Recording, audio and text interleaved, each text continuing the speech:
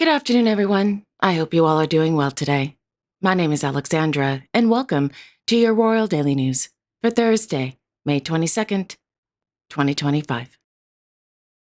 In today's episode, the Duchess of Rothesay christens the HMS Glasgow in Scotland, while Crown Princess Victoria of Sweden celebrates Biodiversity Day in Stockholm. Princess Karina of St. Wittgenstein-Berlberg visits a children's hospital in Siegen, and more royal news from around the world. But first, Her Majesty Queen Margrethe of Denmark received the 2025 Bible Society's prize during a ceremony in the Garden Hall at Fredensborg Slot.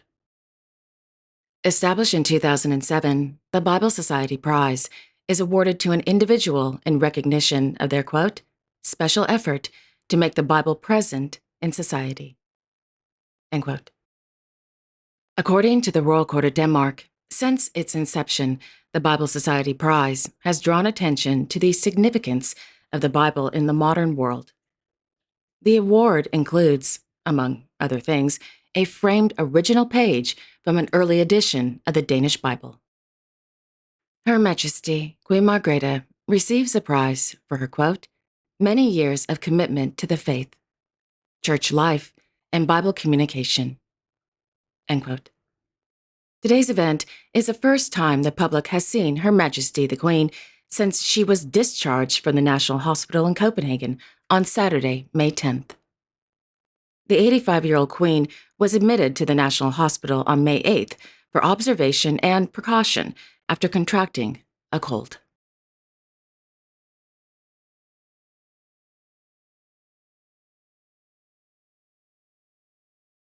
This morning in Frederiksberg, His Majesty King Frederik X of Denmark presided over the opening of the 2025 Leadership Conference at the Scandic Falconer.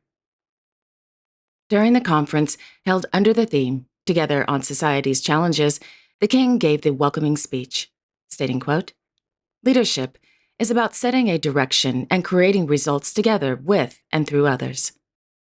This also applies to public leadership, which has society's challenges and opportunities as its field. When public leaders succeed, our community is more cohesive, end quote.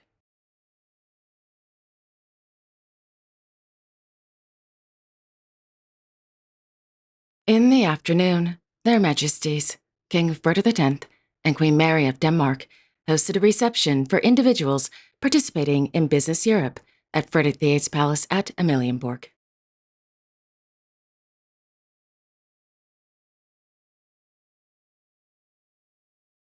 This afternoon, Her Royal Highness, Princess Benedicte of Denmark, visited the Karise Secondary School in Karise.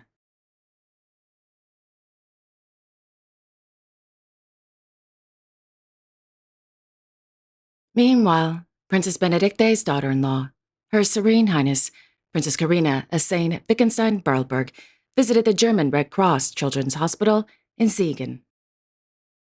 The purpose of the visit was to support the fundraising effort for a much-needed expansion of the Children's Island Intensive Care Unit at the hospital.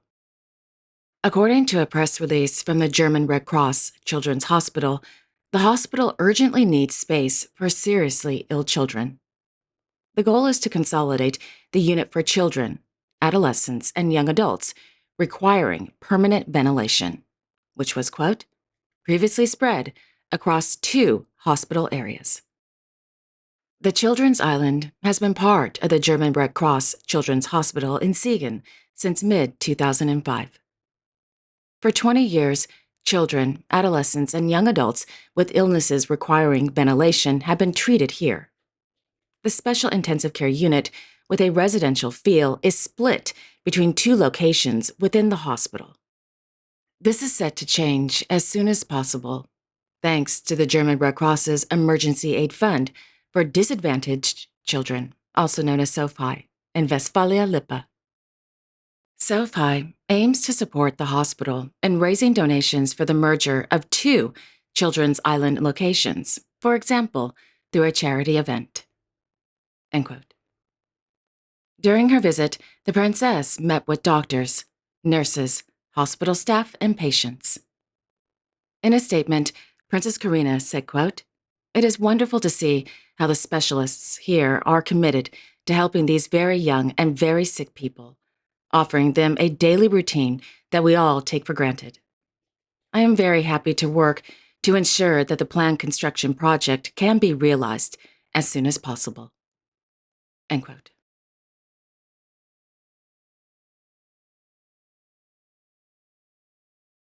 In Bergen, Her Majesty, Queen Sonja of Norway, attended the opening of the 2025 Bergen International Festival exhibition at the Bergen Art Gallery.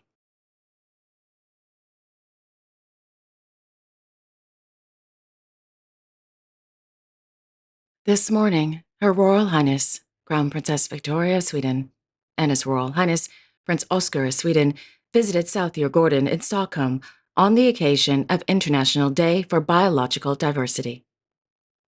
Biodiversity Day aims to raise awareness of the importance of biodiversity.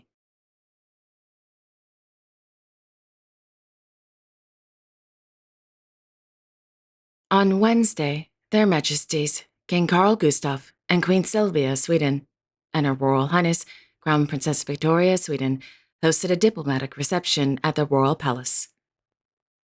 Guests included ambassadors from the United Kingdom, the Kingdom of Spain, Malaysia, Japan, and the Republic of Uzbekistan.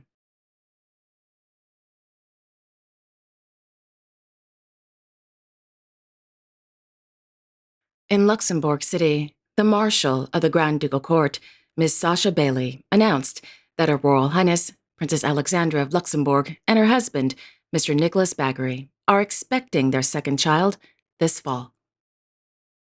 Princess Alexandra is the only daughter of their Royal Highnesses, Grand Duke Henri and Grand Duchess Maria Theresa of Luxembourg. The princess and Mr. Baggery held their religious wedding ceremony at the Église Saint-Trophime in the south of France on April 29, 2023. On May 14, 2024, the couple welcomed their first child, a girl, Victoire. Wonderful news. Congratulations to the princess and Mr. Baggery.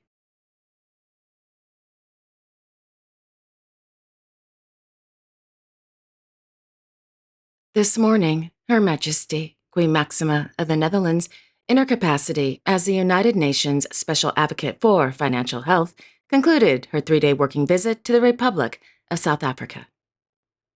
On her final day in Cape Town, the Queen held a meeting with international financial development organizations.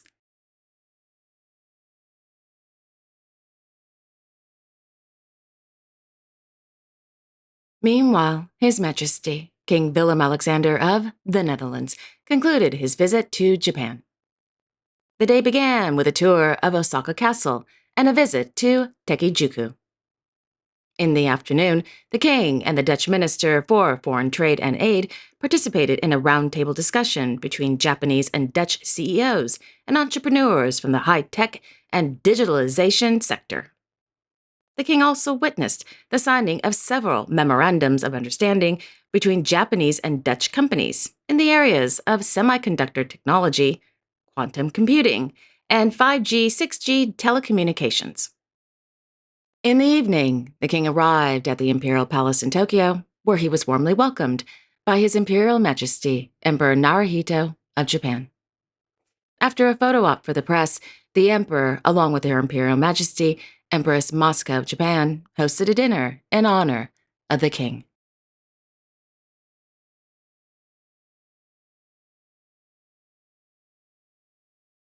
In Monacoville, Their Serene Highnesses, Prince Albert II and Princess Charlene of Monaco, hosted a reception in the Cour d'honneur at the Palais Princier de Monaco on the occasion of the 82nd edition of the Monaco F1 Grand Prix.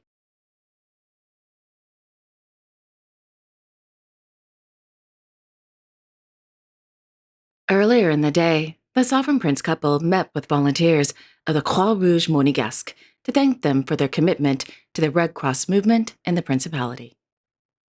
Throughout this Grand Prix weekend, the volunteers will play an important role in keeping residents and visitors safe.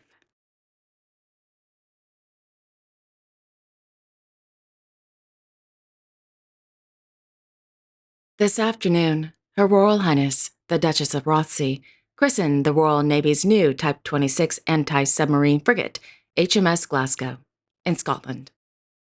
According to a press release from the Royal Navy, the HMS Glasgow is the, quote, first of 8 Type 26 frigates at the leading edge of naval warfare and will provide critical protection for the UK's nuclear deterrent and aircraft carriers. End quote. After the christening, the Duchess and His Royal Highness, the Duke of Rothesay, as they are known in Scotland, were given a tour of the 8,000-ton frigate, which will also serve as the naval fleet's, quote, shield and sword against hostile submarines. End quote.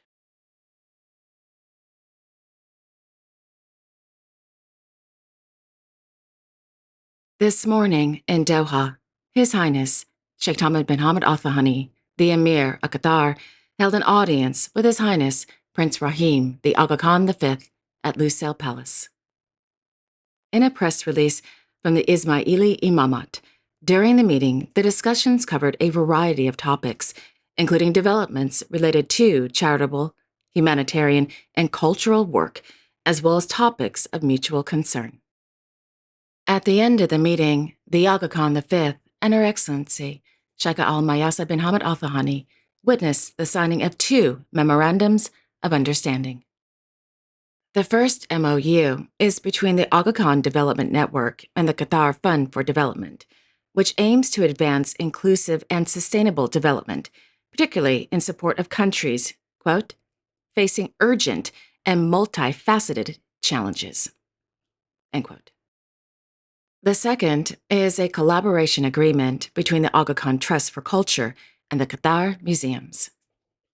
The visit to the state of Qatar concluded with the Aga Khan V, accompanied by his younger brother, Prince Ali Muhammad Aga Khan, and Her Excellency Sheikh Al Mayasa bin Hamad Al Thani, visiting the Museum of Islamic Art in Doha.